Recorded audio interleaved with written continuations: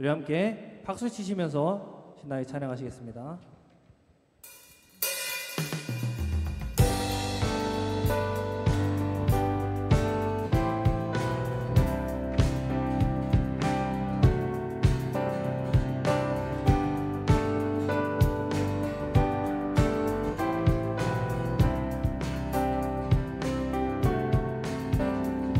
구름 타고 싶은 모든 나라 전하리 죄 사슬 끊기네 주의 찬양 선포할 때 주를 막을 자 누구리 우리 주는 사자 유다에게 사자 크게 보요하며 함께 싸우시네 주 앞에 모두 경배하리 죽임 당하신 주는 어린 양 모든 죄를 위해 사슬 끊었네 모두 절하리 그 사자와 어린 양께 주 앞에 모두 경배하리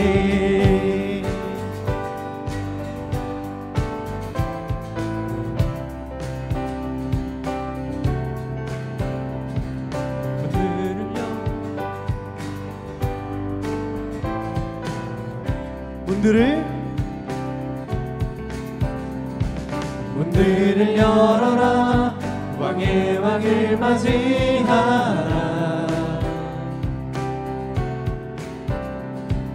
구원의 하나님 포로들의 방하시네 주를 막을 자 우리 주는 사자 유다의 그 사자 크게 보요하며 함께 싸우시네 주 앞에 모두 경배하리 죽임 당하신 주는 어린 양 모든 죄를 위해 사슬 끊었네 모두 절하리 그 사자와 어린 양께 주 앞에 모두 경배하리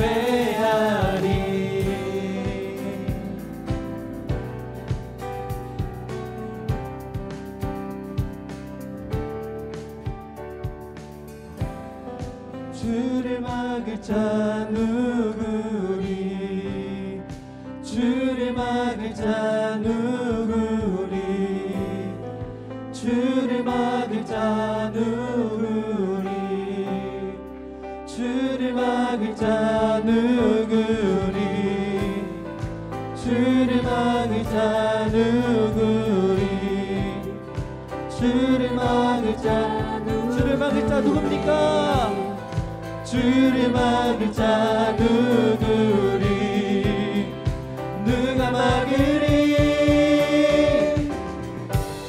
우리 주는 사자 유다의 그 사자 크게 보요하며 함께 싸우시네 주 앞에 모두 경배하리 죽임 당하신 주는 어린 양 모든 죄를 위해 사슬 끊었네 모두 절하리 그 사자와 어린 양께 주 앞에 모두 경배하리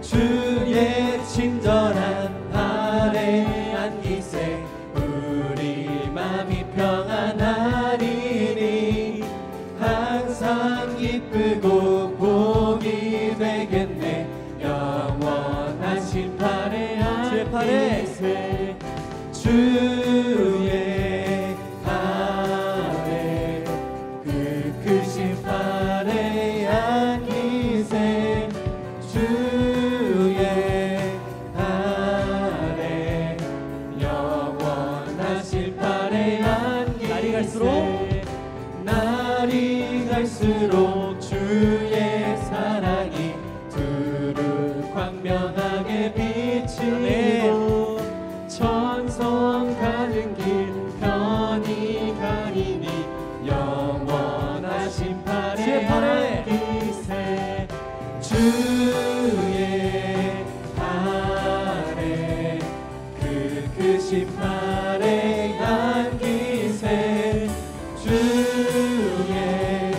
발에 영원하신 3절 고백합니다.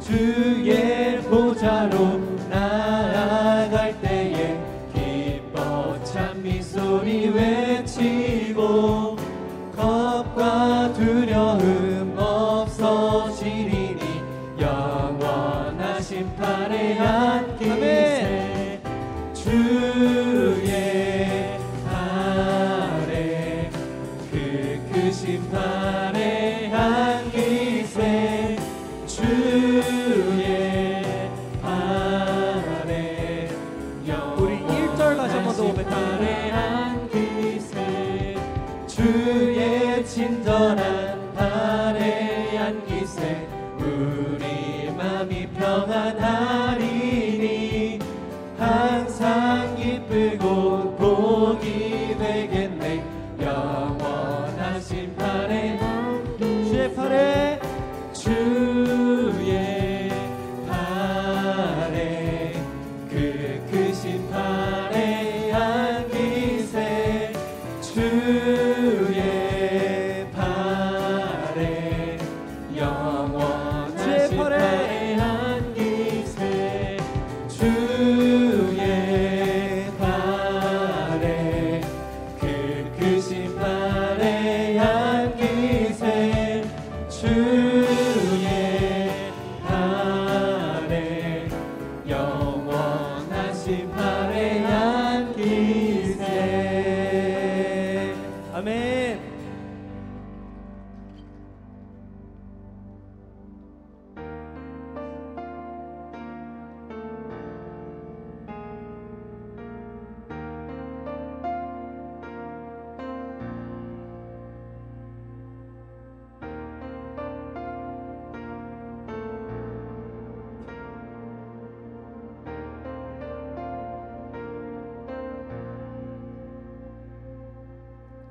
사랑은 여기 있으니 내게 찾아오셨네 그가 먼저 날 사랑하사 아들 보내주셨네 오 위대하신 주의 이름 높이리라 사랑 그 사랑 온 세상을 비추시네 사랑 그 사랑 승리하리 영원까지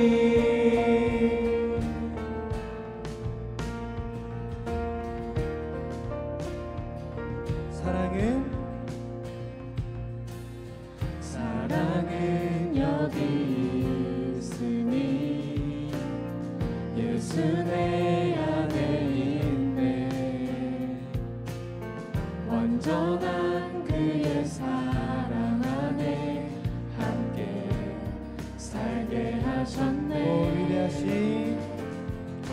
오 위대하신 주의 이름 높이리라 사랑 그 사랑 온 세상을 비추시네 사랑 그 사랑 승리하리 영원까지 사랑 그 사랑 온 세상을 비추시네 사랑 그 사랑 승리하리 영원까지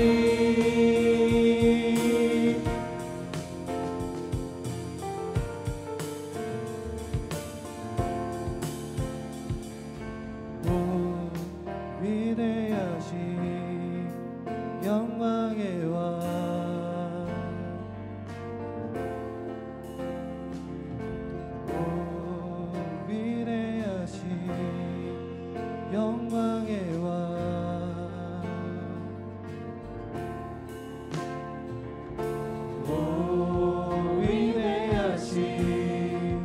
영광의 왕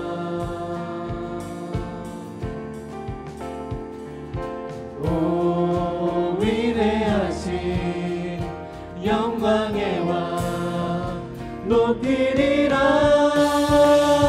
사랑 그 사랑 온 세상을 비추시네 사랑 그 사랑 승리하리 영원까지 사랑 그 사랑 온 세상을 비추시네 사랑 그 사랑 승리하리 마지막으로 목소리만으로 사랑 그 사랑 사랑 그 사랑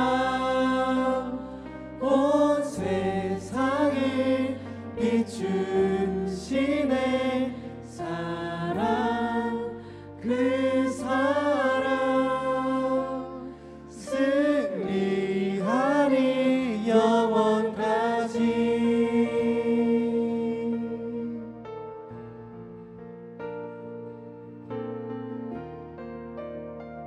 우리 기도로 예배를 준비하시겠습니다.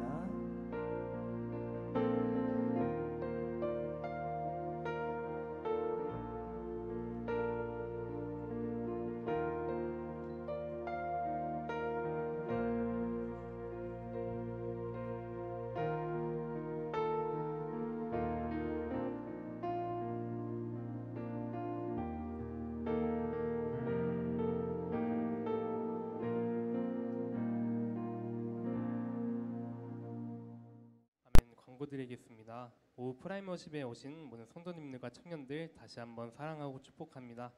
하나님께 예배함이 우리의 기쁨이 되길 원하고 이 시간 전심으로 주님께 예배드리길 소망합니다. 오늘 청년부 오늘 6월 달 큐티책 나눠드렸는데 못 받은 청년은 예배 후에 꼭 받아가시면 되겠고 매일 잊지 말고 큐티하면서 주님과 가까이 하기를 원합니다. 그리고 학생 청년부 연합수련회가 7월 27일부터 29일 주일부터 화요일까지 예정되어 있는데 장소는 저번 겨울에 갔던 용인에 있는 타보르산 선교회입니다. 일정 조정해 주시고 많은 참석 부탁드리겠습니다. 오늘 이대한 목사님 말씀 전하실 때 은혜 받는 시간 되시길 바랍니다. 함께 나눌 말씀 찾아보도록 하겠습니다. 오늘 함께 나눌 말씀은 요한복음 1장 43절에서부터 45절까지의 말씀입니다. 이튿날 예수께서 갈릴리로 나가려 하시다가 빌립을 만나 이르시되 나를 따르라 하시니 빌립은 안드레와 베드로와 한 동네 베세다 사람이라. 빌립이 나다나엘을 찾아 이르되 모세가 율법에 기록하였고 여러 선지자가 기록한 그 일을 우리가 만났으니 요셉의 아들 나사렛 예수니라. 아멘. 샬롬. 네, 오후 예배에 오신 성도님들을 주의 이름으로 사랑하고 축복합니다. 함께 옆에 있는 지체들과 인사해 보도록 하겠습니다. 사랑하고 축복합니다.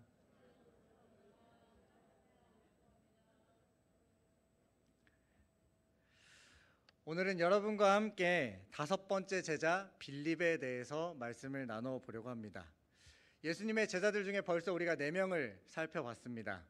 베드로, 야고보, 요한, 이 세 사람은 항상 예수님께 인정받는 1등급의 제자들에 속했습니다. 여기에 베드로의 동생 안드레까지가 가장 인정받는 제자들의 4명, 첫 번째 그룹에 속한다라고 볼 수 있을 것 같습니다. 두 번째 등급은 오늘 나누는 빌립, 그리고 다음 주에 나눌 바돌로메, 나다나엘이라고도 하죠. 그리고 도마와 마테, 이렇게까지 구분해 볼 수 있을 것 같습니다. 사실 빌립의 이름은 마테, 마가, 누가 이 공관복음에서는요 12제자들의 명단이 기록된 그 본문에만 기록이 되어 있고 따로 빌립의 내용은 없습니다. 근데 유일하게 요한복음에서만 빌립의 내용이 4번이나 기록이 되어져 있습니다.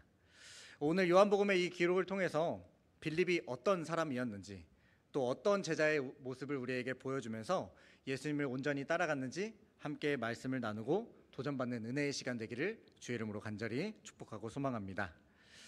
12제자 중에 전 세계적으로 가장 많이 이름을 붙이는 1등 사도는 바로 사도 요한일 겁니다. 존, 후안이라고도 하죠. 그 다음은 베드로, 피터, 페드로라고도 하고요. 그 다음에는 야고보, 제임스, 티아고. 사실 1등급의 제자들의 이름을 외국인들도 많이 선호하고 자신의 이름으로 붙이기도 합니다. 근데 예수님 시대에 팔레스타인 지역에서 가장 유명하고 인기 있는 이름, 흔한 이름이 바로 빌립이었습니다. 이 빌립이란 이름의 뜻은 말을 사랑하는 사람이라는 뜻인데 그 이유가 바로 알렉산더 대왕 때문이었습니다. 당시 유럽을 제패하고 아프리카와 아시아까지 헬레니즘 문화를 탄생시킨 가장 위대한 업적을 가진 왕, 당시 가장 유명했던 왕의 이름이 알렉산더였습니다. 근데 이 알렉산더 아버지의 이름이 바로 빌립 대왕이었습니다. 오늘날에도 자식들의 이름을 지어주실 때 그 아이가 이 이름의 뜻처럼 잘 자라길 바라면서 우리 이 이름을 지어주지 않습니까? 예수님 시대에도 마찬가지였습니다.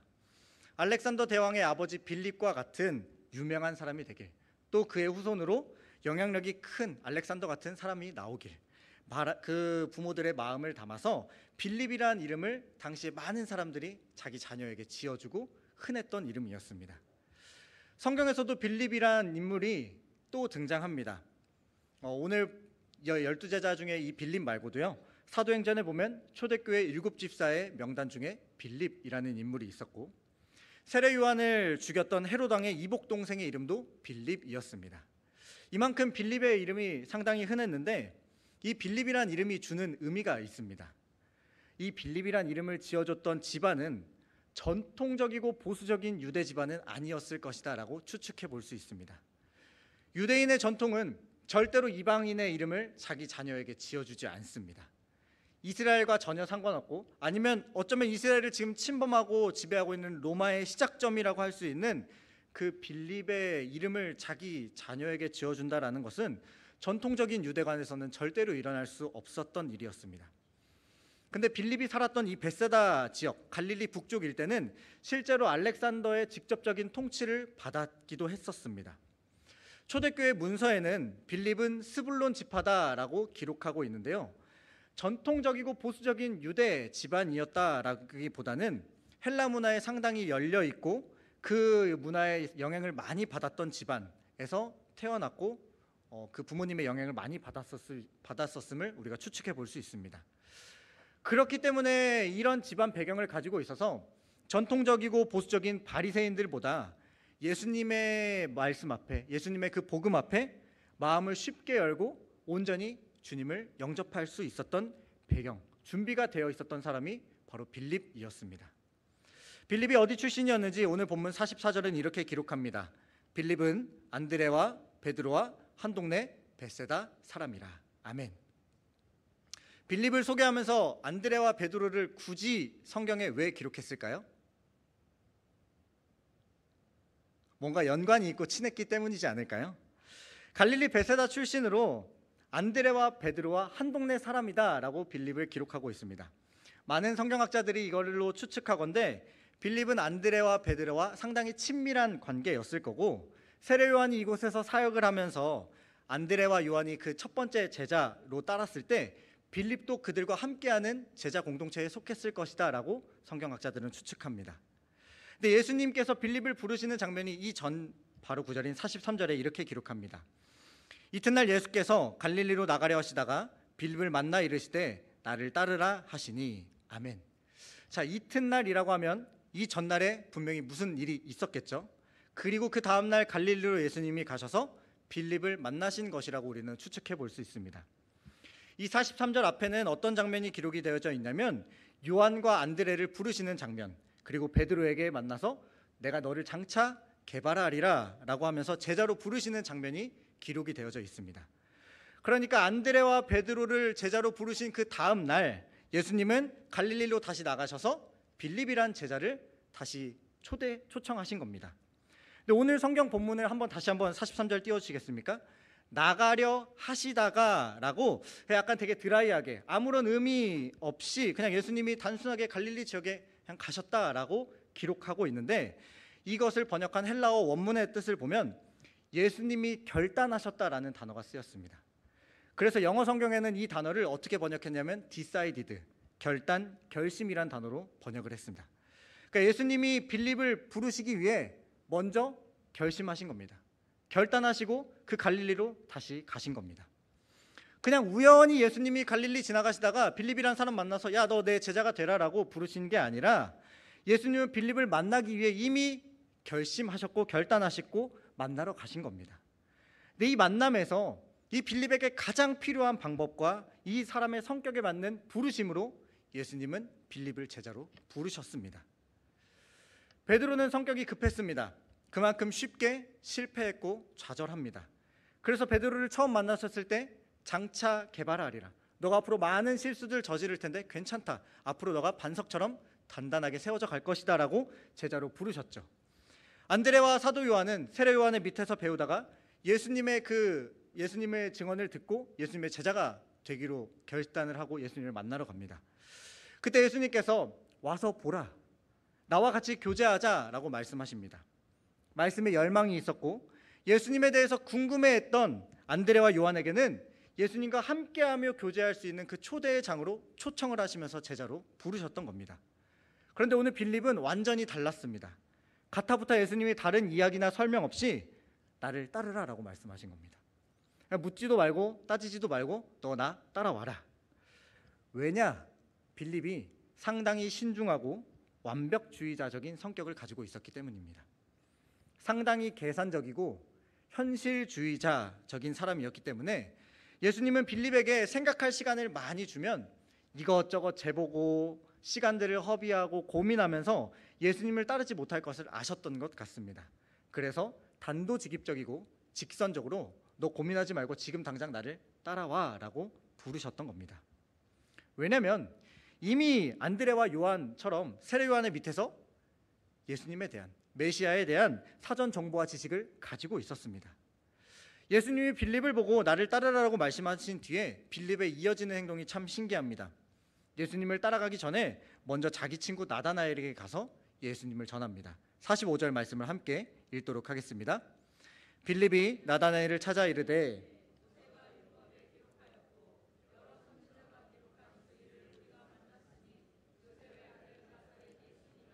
아멘. 뭔가 안드레와 비슷하지 않습니까? 안드레는 예수님을 처음 만난 다음에 누구에게 갔죠? 형 베드로에게 갔습니다. 형, 내가 메시아를 만났어. 우리가 같이 가보자라고 말을 했었죠. 빌립도 예수님을 만난 다음에 곧바로 따라간 것이 아니라 자신과 가장 친했던 친구 나다나엘에게 가서 예수님을 전했던 겁니다. 모세가 율법에 기록했던 하나님의 아들을 내가 아니라 우리가 만났다. 내가 아니고 우리가. 그러니까 빌립이 예수님에 대해서 많은 이야기를 함께 듣고 나누고 있던 공동체가 있었을 것이고 성경을 보면서 추측하건대 그 공동체는 아마 세례 요한의 제자였던 안드레와 요한 그리고 나중에 베드로까지 함께 그 말씀들을 나누고 함께 갔던 공동체였을 거라고 우리는 추측해 볼 수 있습니다. 그러니까 빌립도 예수님을 마주했을 때 우리가 기다렸고 우리가 그토록 말씀을 많이 들어왔던 진짜 하나님의 아들이시구나, 진짜 메시아구나, 예수님이 맞구나라고 확신을 가지고 친구 나다나엘에게 간 겁니다. 사랑하는 일신 공동체 여러분, 우리도 주님 잘 알고 계시죠? 다 믿고 계셔서 지금 이 자리에 앉아 계신 거 아닙니까? 그렇다면 우리가 오늘이나 내일이나 우리의 평생에 만나는 사람들에게, 아직 내 주변에 주님을 알지 못하는 사람들에게 적극적으로 가서 우리의 생명의 구원자 되신 예수님을 내가 만났다고, 우리 같이 만나러 가보자라고 선포하시는 여러분이 되시길 주의 이름으로 간절히 축복하고 소망합니다. 빌립이 신중하고 완벽주의자적인 성격이라고 했는데 그런 모습들이 요한복음에 기록이 되어져 있습니다. 첫 번째는 오병이어 사건에서 등장합니다. 함께 요한복음 6장 5절에서 7절 말씀을 읽어보도록 하겠습니다.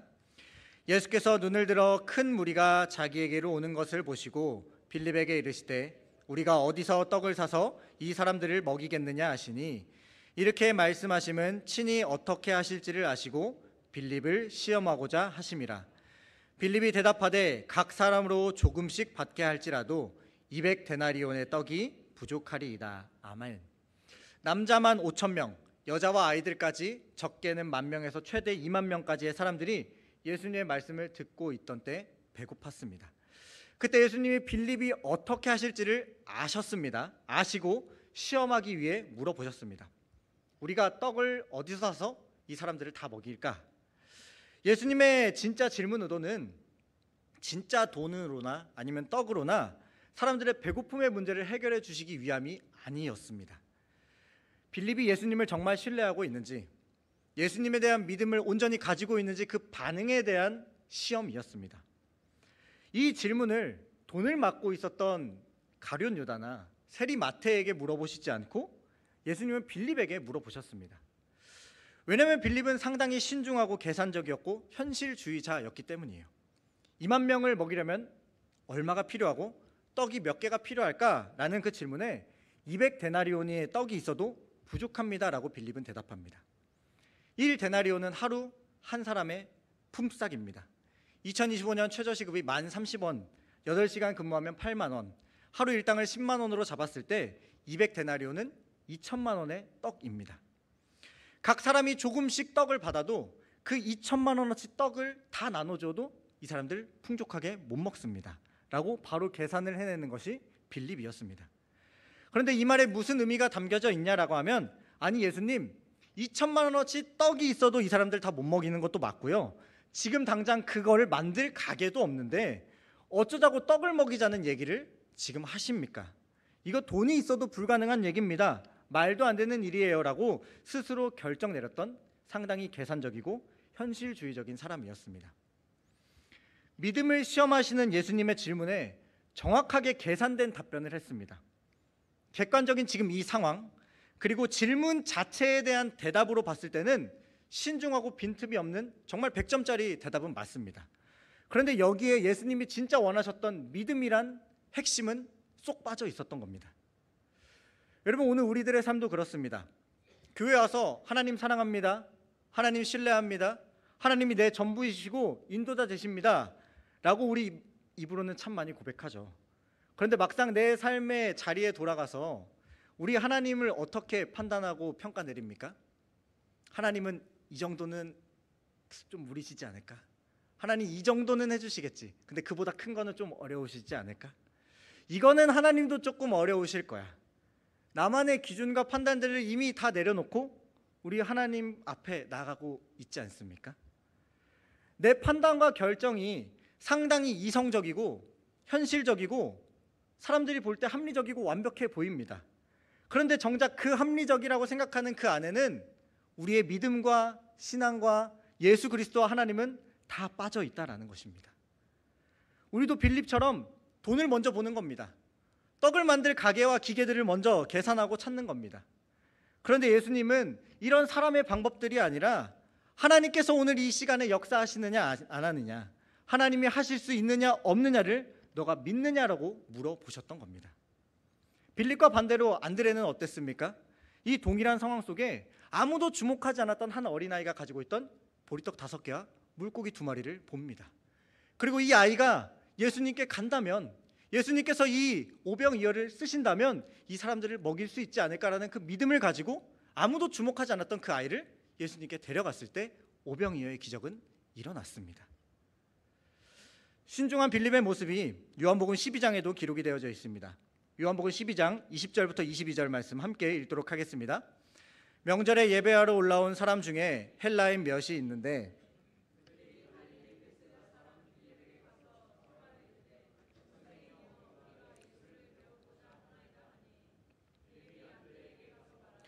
안드레와 빌립이 예수께 가서 여쭈니 아멘. 이때가 언제냐면 예수님이 마지막 유월절 명절을 지키기 위해 예루살렘에 입성하신 종려 주일이었습니다. 이때 명절을 지키러 온 헬라인들, 이방인들이 있었고 이들이 빌립에게 찾아왔습니다. 왜 많고 많은 제자들 중에 빌립에게 이방인들이 찾아왔을까요? 제자들 중에 이름 중에 가장 외국의 이름 같은 빌립에게 마음이 좀 이 사람 약간 우리랑 얘기할 수 있을 것 같은데 라면서 데려온 그 빌립에게 찾아왔던 겁니다. 만약에 이 이방인들이 베드로에게 바로 찾아갔으면 어땠을까요? 베드로는 약간 극단적이었을 것 같습니다. 어디 이방인이 저리 가라고, 죄인 저리 가라고 했거나 아니면 그냥 아무 생각 없이 예수님 만나러 가자고 자기가 앞장섰을 겁니다. 근데 빌립은 이렇게 고민하고 바로 행동하는 것이 아니라 누구에게 갔습니까? 안드레에게 갔습니다. 안드레, 헬라 사람들, 이방인들이 지금 예수님 만나고 싶다고 나에게 찾아왔는데 사실 이 사람들 이방인이니까 죄인이잖아. 우리 가까이 하면 안 되잖아. 근데 이 사람들 예수님께 우리가 데려가도 괜찮은 걸까? 내가 함부로 판단 내리고 결정하기에는 위험할 수 있기 때문에 안드레에게 간 겁니다. 왜요? 안드레는 한 사람 한 사람에게 집중하고 따뜻한 사람이었기 때문에 제자들 중에서도 가장 신뢰할 만한 안드레에게 빌립은 가서 물어봤던 겁니다. 근데 예수님께서 이런 모습을 보시고 어떤 모습을 더 기뻐하셨을까요? 이방인이지만 죄인이지만 예수 그리스도를 만나고 싶고 영접하고 싶은 그 영혼을 예수께로 바로 인도하는 빌립을 저는 기뻐하셨을 거라 확신합니다. 이 영혼을 주님께 데리고 가야 할지 말아야 할지, 이 사람이 죄인인 것 같은데 내가 가까이 해야 되는지 말아야 되는지 고민하고 걱정하고 계산하는 것보다 이 갈급한 영혼, 의에 죽이고 목이 마른 영혼이 생명의 근원 되시는 예수님께 갈 수 있는 그 순수한 마음을 예수님은 더 기뻐하셨을 것 같다고 저는 확신합니다. 마지막으로 빌립의 모습이 요한복음 14장에 기록이 되어져 있습니다. 최후의 만찬 자리에서 예수님은 제자들에게 나는 먼저 하나님 나라에 가서 너희를 위해 거쳐야 할 예비를 예비할 것이다 라고 말씀하셨습니다. 그리고 내가 다시 와서 너희를 내가 있는 곳으로 있게 할 것이다. 내가 어디로 가든지 그 길을 너희들이 다 알 것이다 라고 말씀하셨어요. 그리고 이어지는 말씀이 내가 곧 길이요 진리요 생명이니 나로 말미암지 않고는 아버지께로 올 자가 없느니라. 너희가 진정 나 예수님을 안다면 내 아버지도 알았을 것이다. 이제 너희는 하나님을 알고 하나님을 본 것이다 라고 예수님이 말씀하셨습니다. 이 말씀은 제자들아 너희들 아무리 율법, 너희들의 선한 행동들 많이 한다고 해서 구원받는 것이 아니라, 하나님의 자녀가 되는 것이 아니라, 하나님을 보는 것이 아니라 하나님의 아들 예수 그리스도의 말씀대로 예수님이 보여주신 삶 그대로를 너희들이 따라오고 실천한다면 하나님의 자녀가 되고 구원을 받을 것이다 라고 말씀하셨던 겁니다. 그런데 이 말에 빌립이 어떻게 반응하냐면요, 요한복음 14장 8절입니다. 빌립이 이르되 주여 아버지를 우리에게 보여 주옵소서. 그리하면 족하겠나이다. 아멘. 예수님이 말씀하시는 하나님을 지금 제 눈에 보여주세요. 예수님 하나님이라는 증거 있으십니까? 보여주세요. 그럼 믿을게요. 빌립은 예수님으로 만족되지 않았던 겁니다. 예수님께 조건을 계속 거는 겁니다. 뭔가 예수님 내가 믿을 만한 확실한 증거, 내 기준에 믿을 만한 그 무언가를 당신이 보여주어야만 내가 당신이 하나님의 아들이고 하나님이 당신 안에 계신다는 것을 제가 믿겠습니다. 즉 빌립에게는 예수님 믿고 하나님 이게 성립이 되지 않았던 겁니다. 이 대화가 언제 일어났다고요? 최후의 만찬 자리에서요. 3년간 수없이 많은 기적들을 보고 예수님의 말씀 많이 듣고 자기의 입으로도 예수님이 구주라고 고백했습니다. 그런데도 믿어지지 않았던 겁니다. 그러니까 예수님께 하나님 보여달라고, 그러면 예수님 한 말 믿겠다고. 여러분 이 모습들이 정말 우리와 많이 닮아 있지 않습니까? 예수님 이번 시험, 이번 대입, 이번 취업의 과정 잘 성공하게 해주시면, 좋은 성적 맞게 해주시면 제가 하나님 더 신뢰하고 따르겠습니다. 내 앞에 어려운 문제와 나의 형편들 하나님 이것만 잘 넘어가게 해주시면, 이 앞길 저에게 좀 응답해 주시고 보여주시면 제가 하나님 더 열심히 섬기겠습니다. 더 봉사하겠습니다. 더 사랑하겠습니다. 여러분 하나님께 우리 조건 걸지 않습니까? 빌립의 모습과 전혀 다를 바가 없는 겁니다. 근데 예수님께서 이런 빌립에게 뭐라고 말씀하셨는지 요한복음 14장 11절과 12절 말씀을 함께 읽도록 하겠습니다.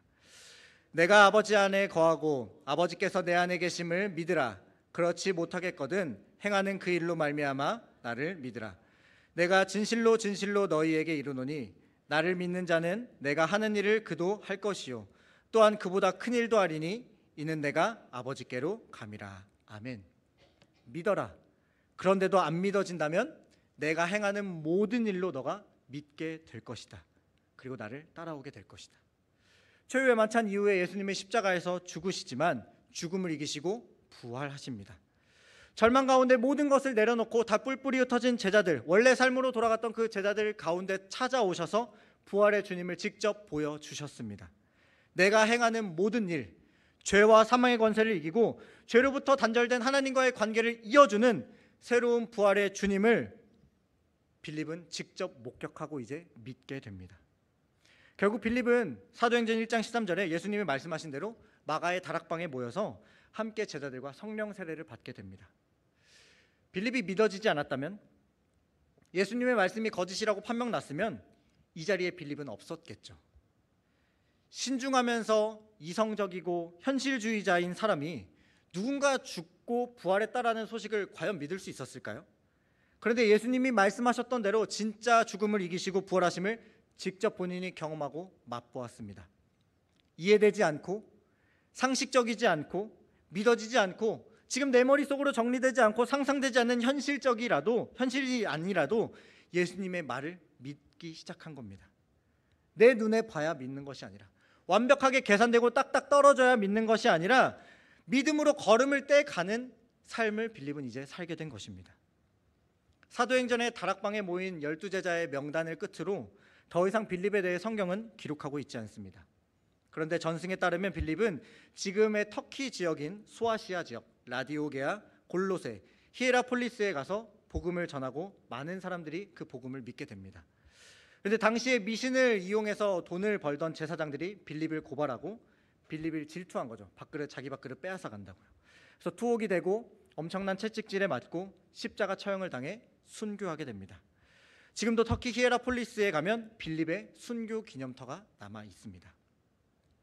사랑으로 이기신 공동체 여러분, 오늘 우리는 빌립을 통해서 하나님, 제 삶에 참 많이 이해되지 않고 제가 할 수 없는 것들이 많이 있습니다. 그런데 오병이어의 기적처럼 아무도 주목하지 않았던 그 한 어린아이, 아주 작은 보리떡 5개와 물고기 2마리, 내가 가진 아주 작은 것들을 주님께 내어드리길 원합니다. 이 작은 것이 나의 믿음일지라도, 나의 사랑일지라도, 나의 시간과 물질과 봉사와 헌신일지라도 주님께 기꺼이 드린다면 주님은 이것으로 오병이어의 기적을 시작하실 줄 믿습니다. 고백하며 나아가는 사랑으로 이신 공동체 모두가 되길 주의 이름으로 축복합니다. 분명한 사실은요, 우리의 삶이 과학적으로 확실하게 증명이 되고 완벽하게 계산된 삶이라고 여러분 확신하실 수 있으십니까? 우리의 삶이 완벽하게 계산되어 있던 삶이라고 한다면 우리는 실패하지 않을 겁니다. 무조건 성공만 있을 것이고요, 남들에게 다 인정받고 찬양받는 사람이 되어 있을 것입니다. 우리는 불투명한 삶의 한 걸음 한 걸음을 떼가는 사람들입니다. 믿음은 나의 지식과 생각으로 이루어지는 것이 아니라 하나님의 말씀이 이루어지는 것이 바로 믿음인 줄 믿습니다. 그 말씀을 살아내기 위해서 우리에게 하나님을 향한 믿음이 필요합니다. 예수님은 우리에게 이것저것 재보고 따지고 의심하고 조건을 거는 삶이 아니라 길이요 진리요 생명 되신 예수 그리스도, 영과 진리로 이 자리에 지금 함께 계시는 삼위일체의 하나님을 믿음으로 신뢰하며 나아오길 원하십니다. 계산적이었고 현실적인 빌립이 내가 하는 그 일도 할 수 있다라는 말 그대로 십자가의 순교에 동참하게 되었고요, 그보다 큰 일도 하게 되리라라는 말씀 그대로 온 유대와 사마리아 땅끝까지 이르러 내 증인이 되리라 하신 말씀 그대로 순종하는 삶을 살아냈던 이유는 내 생각이 하나님보다 크지 않고 하나님이 내 삶의 인도자 되심을 믿었고 인정했기 때문인 줄 믿습니다. 사랑하는 우리 청년 공동체와 예신 공동체 여러분, 우리 가운데 주님이 말씀하실 때 빌립처럼 이것저것 재보고 따져보고 고민하는 것이 아니라 곧바로 따름의 순종이 있길 주의 이름으로 축복합니다. 눈에 보이고 머리로 이해되고 내가 믿을 수 있는 무언가가 있어야 믿는 것이 아니라 우리에게 생명까지 내어주신 예수 그리스도의 사랑을 신뢰하며 그 사랑을 본받아서 믿음으로 순종하는 오늘의 하루, 여러분이 만나고 마주하는 사람들에게 내가 생명의 주님을 만났습니다, 내 삶으로 당신에게 증거하고 우리 함께 그 주님을 만나봅시다라고 복음의 증인이 되는 삶을 살아가는 우리 사랑하는 이 공동체 모두가 되길 주의 이름으로 축복합니다.